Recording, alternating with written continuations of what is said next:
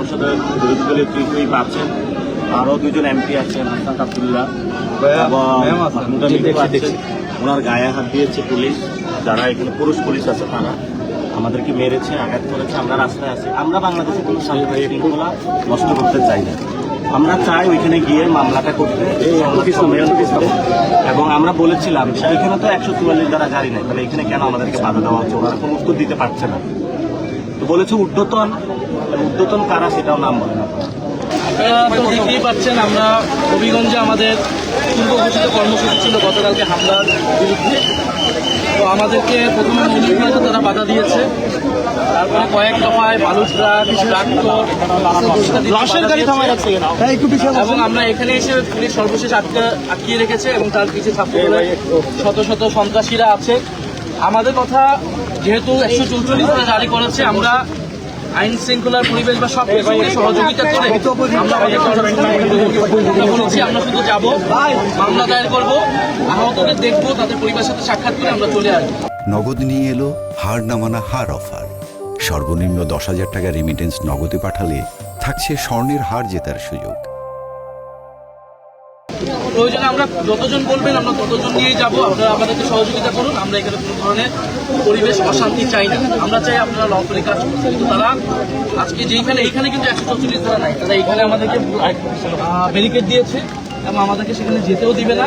ইতিমধ্যে কিন্তু যারা আসামি, যারা চোখ উঠে ফেলেছে, যারা চোখে আঘাত করেছে রড দিয়ে, তাদেরকে কিন্তু পালিয়ে যাওয়ার সহায়তা করা হচ্ছে। তারা নিজেরাও মামলা করে নাই, আমাদেরকেও মামলা করতে দেরি করাচ্ছে যাতে আসামি পালিয়ে যেতে পারে। এবং স্থানীয় এমপি বা ঊর্ধ্বতন কর্তৃপক্ষের প্রতি যারা কার কথা বলছে আমরা জানি না। আমাদের কথা, আমরা এখানে বসে থাকবো। আমরা আসছি ঢাকা থেকে, আমরা হবিগঞ্জে মামলা করবো, তারপর আমরা যাবো। এখন আমাদের নিরাপত্তার কথা যারা বলছে তারা দেখি তারা কতটুকু কার নিরাপত্তা দেয়, কিন্তু আমরা হবিগঞ্জবাসী সাধারণ মানুষ, এনসিপি, ছাত্রশক্তি সহ জুলাই যোদ্ধা যারা আছে তাদের নিরাপত্তা, তাদের আইনি অধিকার, রাজনৈতিক অধিকার নিশ্চিত করে আমরা এখান থেকে যাবো। বাচ্চা ছেলের চোখ একটা অলরেডি নষ্টের পথে, ডাক্তার বলছে যে এটা দিয়ে কাজ হবে না, তাকে আমরা হায়ার চিকিৎসার জন্য ঢাকায় পাঠিয়ে দিয়েছি। এই যে এতগুলো পুলিশ এখানে, তাদের উচিত ছিল কি? তাদের উচিত ছিল ওদেরকে প্রতিহত করা, কিন্তু তারা এইখানে এসে আমাদেরকে আটকায় দিচ্ছে। তো আমাদের যারা ভাই ব্রাদাররা ওখানে যারা আহত হয়েছে তাদেরকে দেখতে যাওয়া তো আমাদের দায়িত্ব, এবং আমরা অবশ্যই দেখতে যাবো এবং আইনি ব্যবস্থা নেব। সবচেয়ে গুরুত্বপূর্ণ যে কথা, এই যে এত পুলিশ, শত পুলিশ এখানে, কিন্তু দেখেন আজকে প্রায় 24 ঘন্টা পার হয়ে যাচ্ছে, এখন পর্যন্ত একজনকে গ্রেফতার করতে পারবো। তা আমাদের এখানে অবস্থান কর্মসূচি থাকবে। আমরা বলেছি যে আমরা থানায় যাব, মামলা দিব, মামলা দিয়ে আমরা চলে আসবো। কিন্তু সেই মামলা দেওয়ার যে একটা, আচ্ছা 144 ধারা চলে, ঠিক আছে, আমরা তো মামলা দিতে পারি।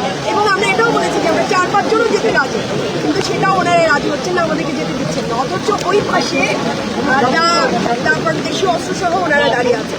কি একটা অবস্থা! এবং পুলিশ কোনোভাবে সহযোগিতা করছে না, এটা ওনাদের ঊর্ধ্বতন কর্তৃপক্ষ, এবং আমি বলবো যে এটা সরকার এটা করাচ্ছে, অবশ্যই না হলে ওনারা তাদের অর্ডার ছাড়া এটা করবেন। এবং এই যে সন্ত্রাসী কর্মকাণ্ড এরকম যদি এরিয়ায় চলে এবং কোনো বিচার যদি না পায়, 1 জুলাইতে চোখ হারাইছে, আর 1 জুলাইতে এসে আওয়ামী লীগের হাতে 1 জুলাইতে চোখ হারাইছে, আর 1 জুলাইতে এসে বিএনপির হাতে আমাদের ভাইরা চোখ হারায়। এইভাবে তো একটা দেশ চলতে পারে না। এইখানে সুরাহা করে তারপর আমরা যাবো।